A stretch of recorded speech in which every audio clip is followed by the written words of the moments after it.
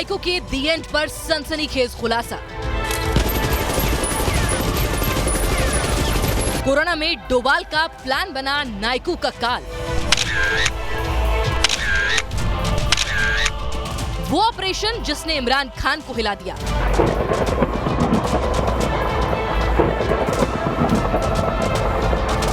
वो प्लानिंग जिसने बाजवा को सन्न कर दिया।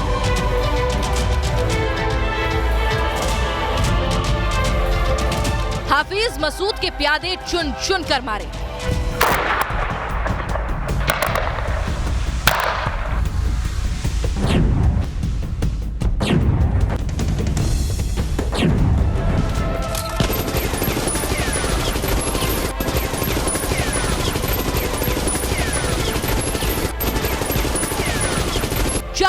का प्लान खत्म हुआ आतंकिस्तान।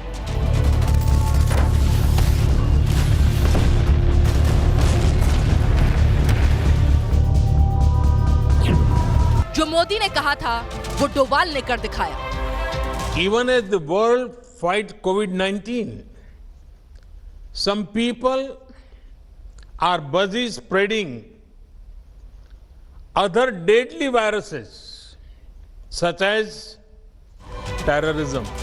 आर्मी चीफ ने जो ऐलान किया था उसे जाबाजों ने अंजाम तक पहुंचाया।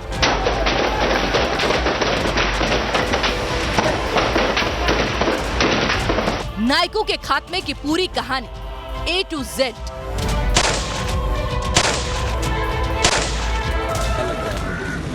अच्छा रहना चाहिए हमें। अच्छा रहेगा, इंशाल्लाह अच्छा रहेगा। ये सब लोग आराम से रहें।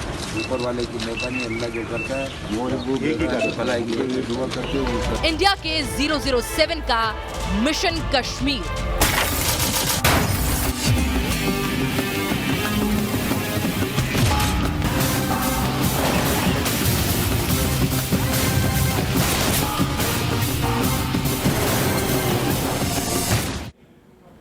तो एनएसए अजीत डोभाल का मिशन कश्मीर यानी ऑपरेशन जैकबूट कामयाबी के साथ 4 साल बाद जाकर खत्म हुआ। सबसे पहले आपको दिखाते हैं कौन था इसके टारगेट पर और कैसे एक एक कर सबका इंतकाम लिया गया। ऑपरेशन जैकबूट 8 जुलाई 2016 बुरहान वानी का खात्मा। 1 अगस्त 2017 अबू दुजाना का काम तमाम। 26 मई 2017 सब्जार भट्ट की कहानी तमाम। 4 मई 2018 समीर टाइगर का दी एंड। 6 मई 2018 सद्दाम पाडर ढेर। 23 मई 2019 जाकिर मूसा का गेम ओवर। 6 मई 2020 रियाज नाइको का खेल खत्म। Operation Jackboot successful. तो आज हम आपके सामने लेकर आए हैं ऑपरेशन जैकबूट किस तरह से 4 साल में सक्सेसफुली अंजाम दिया गया। रियाज नाइको के खात्मे का सनसनीखेज खुलासा भी बताएंगे। वो खुलासा जो आपको बताएगा कि न सिर्फ नाइको बल्कि पूरे बुरहान गैंग को खत्म करने के पीछे एनएसए अजीत डोभाल की क्या प्लानिंग थी और क्या था ऑपरेशन जैकबूट, किस तरह से इसे अंजाम दिया गया।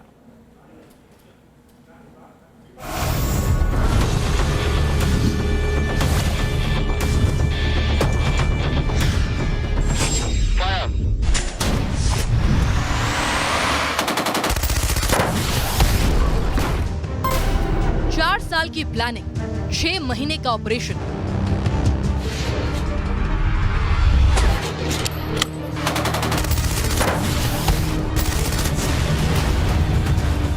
पिछले 6 महीना से एचएम के कमांडर रियाज नाइको के पीछे थे, इंफॉर्मेशन जनरेट करते। बुरहान से शुरू, नाइको पर खत्म।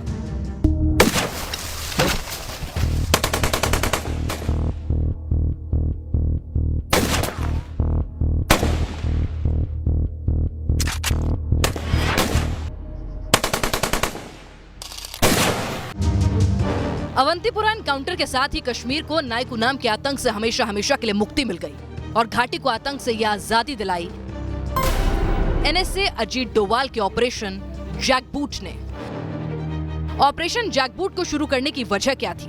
क्यों ऑपरेशन ऑल आउट के साथ ही साथ ऑपरेशन जैकबूट को शुरू करने की जरूरत पड़ी? ये जानने से पहले जानिए क्या था ऑपरेशन जैकबूट का टारगेट। ऑपरेशन जैकबूट का टारगेट था कश्मीर से टॉप आतंकी कमांडर्स का सफाया, ताकि कश्मीर में आतंक का फन कुचला जा सके।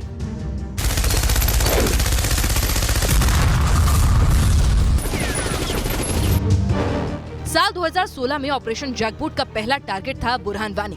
बुरहान वानी के बाद अबू दुजाना, समी टाइगर, सद्दाम पाडर, सब्जार भट्ट, जाकिर मूसा और आखिर में रियाज नाइकू का खात्मा किया गया। इन सभी टारगेट या यूं कहें कि आतंकियों में ज्यादातर कश्मीर के स्थानीय आतंकी थे, जिन्हें कुछ हद तक स्थानीय आबादी का भी समर्थन हासिल था, और इनमें से कई ए या फिर A++ कैटेगरी के खतरनाक आतंकी थे। ऑपरेशन जैकबूट की वजह, टारगेट तो तय कर दी, लेकिन खासतौर पर इन टारगेट को हिट करने की वजह क्या थी? क्यों कुछ आतंकियों पर ही डोभाल ने अपनी पूरी ताकत झोंक दी? ये समझने के लिए हमें वक्त में थोड़ा पीछे जाना होगा। साल 2016 में हिजबुल के पोस्टर बॉय बुरहान वानी ने पाकिस्तानी प्रोपेगेंडा को सोशल मीडिया के जरिए फैलाना शुरू कर दिया। बुरहान वानी कश्मीरी नौजवानों का ब्रेन वॉश कर उन्हें आतंक के रास्ते पर ले जा रहा था। इसी के चलते कश्मीर में पत्थरबाजी भी बढ़ रही थी, लेकिन सबसे बड़ी वजह थी आतंकियों की एक जुर्रत। कहा जाता है कुलगाम, पुलवामा, शोपियां और अनंतनाग जैसे दक्षिण कश्मीर के इलाकों को इन आतंकियों ने आजाद कहलाना शुरू कर दिया था। बुरहान वानी और उसके आतंकी स्थानीय लोगों को टॉर्चर करने लगे, उनसे जबरन पैसा वसूलने लगे, जबरन लोगों के घरों को हाइडआउट की तरह इस्तेमाल करने लगे। इसी टेरर को खत्म करने के लिए ऑपरेशन जैकबूट की जरूरत आन पड़ी। ऑपरेशन जैकबूट बाकी ऑपरेशन से काफी अलग है। जैसे कि ऑपरेशन सर्वविनाश, ये एक स्पेसिफिक सर्च ऑपरेशन था जो कि पुंछ सुरनकोट सेक्टर के हिलकाका सेक्टर में चलाया गया था, जहां पर यह अंदेशा था कि बहुत ज्यादा आतंकवादी हिलकाका बाउल में छुपे हुए हैं। और इस एक ही ऑपरेशन के दौरान 64 आतंकवादी अलग अलग जिहादी आउटफिट्स के सेना ने मारे थे। रियाज नाइकू भी बुरहान के ही नक्शे कदम पर चल रहा था। कश्मीर पुलिस ने आज एक बड़ा खुलासा करते हुए बताया कि रियाज नाइकू कश्मीर में ड्रग्स का रैकेट भी चला रहा था। रियाज नाइकू एक तो 8 इयर्स पुराना मिलिटेंट था, लोकल मिलिटेंट था, लास्ट ईयर से HM के चीफ थे। दूसरी बात है कि उस एरिया में नार्को टेररिज्म का बॉस था। जितने भी ओपियम की खेती होते उससे उसको पैसा मिलता था, आज स्मगलिंग कराते थे, बहुत सारे सिविलियन किलिंग इन्वॉल्व थे। ये डेमोक्रेटिक प्रोसेस में ये लोगों को धमकाते थे कि वोट मत डालो, और पुलिस वाले को अटैक करते थे, सिक्योरिटी फोर्स पर अटैक करते थे, इनोसेंट सिविलियन पर अटैक करते थे, किलिंग करते थे। बुरहान की जबरन उगाही को नाइकू जैसे शातिर आतंकी ने संगठित अपराध में तब्दील कर दिया था। इसी के खात्मे के लिए NSA डोभाल ने ऑपरेशन जैकबूट का आगाज किया, जो अपने आखिरी टारगेट यानी नाइकू के सफाई के साथ कामयाबी के साथ पूरा हुआ। Team news nation. ऑपरेशन जैकबूट को शुरू करने के पीछे NSA अजीत डोभाल का मकसद क्या था, ये आपने देख लिया। अब ये जानना भी जरूरी है कि इस ऑपरेशन को अंजाम कैसे दिया गया। दिल्ली में बैठकर कैसे डोभाल ने अपने मिशन कश्मीर को पूरा किया, जिस कश्मीर के चप्पे चप्पे पर पाकिस्तान निगाह गड़ाए रखता है, वहां कैसे डोभाल ने आतंक का काम एक एक कर तमाम कर दिया। क्या लगता है आपको? बस अच्छा रहना चाहिए हमें। नहीं, अच्छा रहेगा, इंशाल्लाह अच्छा रहेगा। ये सब लोग आराम से रहें, ऊपर वाले की मेहरबानी है। तस्वीरें आपको याद होंगी। कश्मीर से अनुच्छेद 370 हटने के बाद NSA अजीत डोभाल ने वादी का रुख किया था, लोगों से मिले थे, सबको हौसला दिया था। ये शायद डोभाल के ऑपरेशन जैकबूट का आखिरी चरण था, जिसने आतंक के ताबूत में आखिरी कील ठोक दी। अब आप सोच रहे होंगे कि आखिर कैसे। 4 साल तक डोभाल ऑपरेशन चलाते रहे और पाकिस्तान को कानो कान खबर नहीं हुई। ऑपरेशन जैकबूट को लेकर बहुत ज्यादा जानकारी सार्वजनिक नहीं की गई है, लेकिन माना जा रहा है कि इस ऑपरेशन की कामयाबी के पीछे थे कश्मीर में डोभाल के एसेट्स यानी वो लोग जो खबरें देते हैं, इंटेलिजेंस देते हैं और आतंकियों के ठिकाने को एक्सपोज करते हैं। खुफिया हलकों में ये माना जाता है कि कश्मीर में एनएसए डोवाल का मजबूत नेटवर्क है। इस नेटवर्क में हर तबके के लोग शामिल हैं और यहीं से डोवाल को कश्मीर की ग्राउंड रिपोर्ट मिलती है। इस किस्म के इंटेलिजेंस एसेट्स की शक्ल तय नहीं होती, लेकिन कई मौकों पर स्थानीय लोग ही ये लोकल इंटेलिजेंस देते हैं, जो आतंक के खिलाफ पुख्ता हथियार की तरह काम करती है। इन्हीं एसेट्स के जरिए डोवाल लगातार अपने मिशन को आगे बढ़ाते रहे। जो विक्टिम्स होते हैं इन खूंखार आतंकवादियों के, वो भी इनके बारे में खबर देने के लिए तत्पर रहते हैं। ऐसे विक्टिम्स को ढूंढना, उनको आइडेंटिफाई करना और उनको तैयार करना कि वो उनके बारे में इंफॉर्मेशन दें। पाकिस्तानी फौज और आईएसआई डोवाल के इरादों का पता भी नहीं लगा पाई। जिस वक्त डोवाल ने ऑपरेशन जैकबूट का आगाज किया था, उस दौरान ऑपरेशन ऑल आउट जैसे अभियान भी जारी थे, लेकिन डोवाल का मकसद कुछ खास टारगेट को हिट करना था, ताकि कम वक्त में आतंक के खिलाड़ी बड़ी कामयाबी हासिल कर सकें।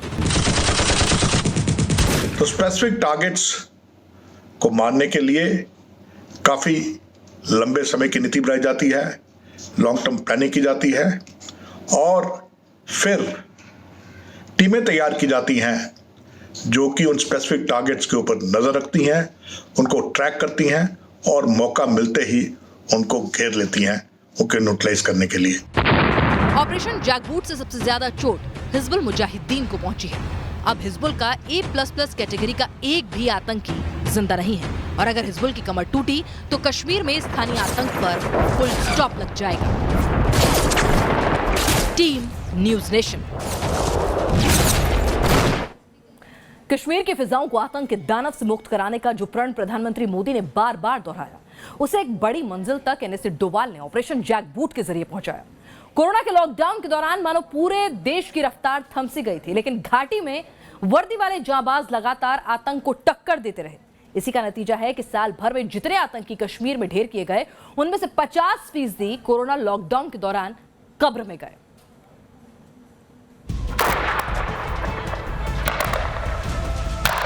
साल 2020 में कुल 78 आतंकी ढेर, 78 आतंकियों में से 37 लॉकडाउन के दौरान मारे गए।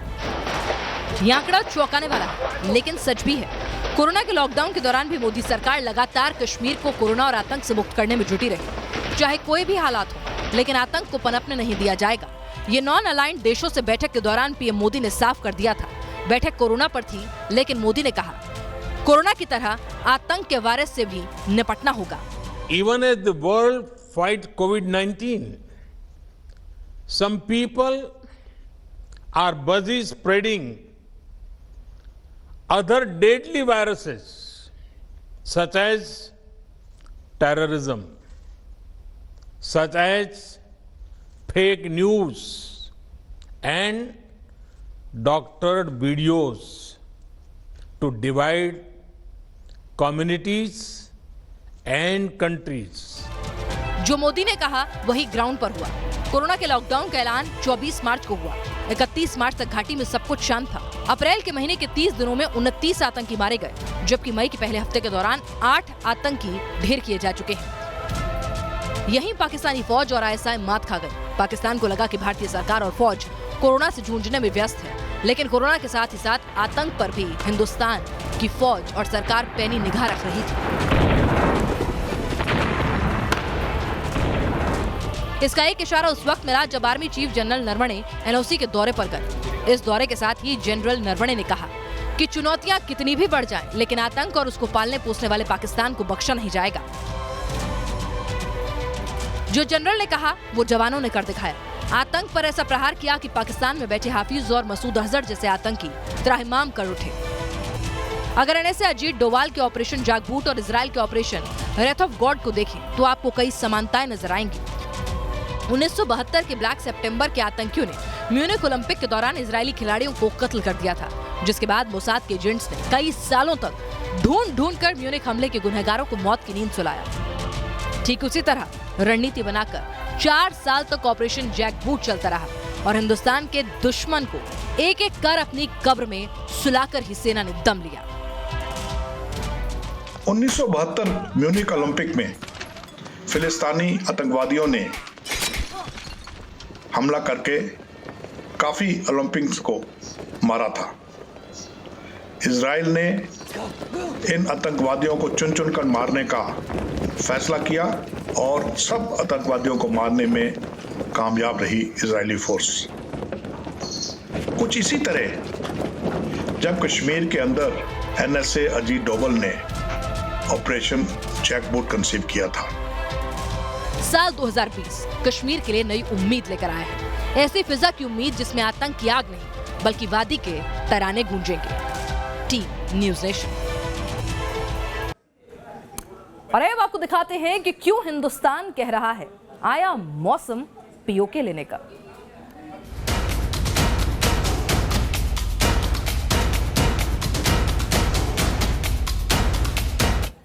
न सिर्फ कश्मीर से आतंक का सफाया किया जा रहा है बल्कि अब पाकिस्तान के नाजायज कब्जे वाले कश्मीर यानी पीओके को लेकर भी मोदी सरकार ने दोबारा पाकिस्तान को सच का आईना दिखाया है। IMD यानी भारतीय मौसम विभाग ने अपने बुलेटिन में अब पीओके के मौसम का हाल देना भी शुरू कर दिया है, जो सीधा पैगाम है पाकिस्तान को कि पीओके पर उसके नाजायज कब्जे के दिन अब लदने वाले हैं, क्योंकि हम पीओके लेकर रहेंगे। कि जम्मू एंड कश्मीर के पीओके को आप भारत का हिस्सा नहीं मानते हो क्या? एग्रेसिव ना हो, जान दे देंगे इसके लिए। क्या बात कर रहे हो आप? एग्रेसिव होने की क्या बात कर रहे हो? संसद के पटल से जो हुंकार गृहमंत्री अमित शाह ने भरी थी उसे एक कदम आगे पहुंचा दिया भारतीय मौसम विभाग की इस तस्वीर ने। भारतीय मौसम विभाग से जारी यह तस्वीर बहुत कुछ कहती है।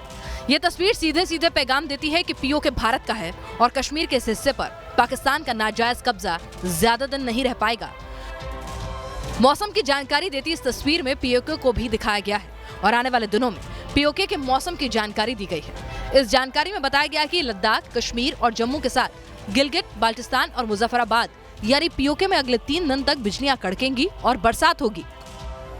ये अचानक नहीं है, हम बहुत दिन पहले से ही, आप हमारा नेशनल वेदर बुलेटिन देखेंगे कि हम जो इंडिया का जो टेरिटरी है, entire Jammu and Kashmir, Ladakh area, इसके लिए हम पूर्वानुमान दे रहे हैं और जानकारी दे रहे हैं वेदर का।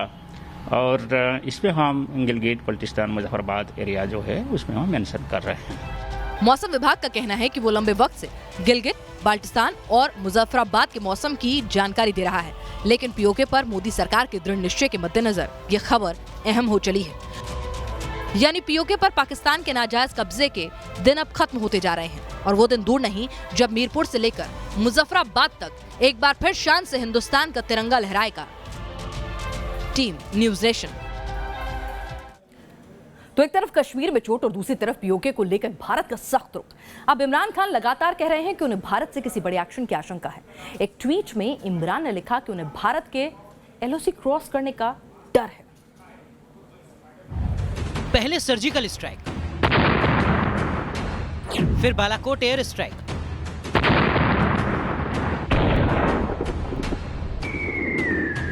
बार बार LOC पार बारूदी वार।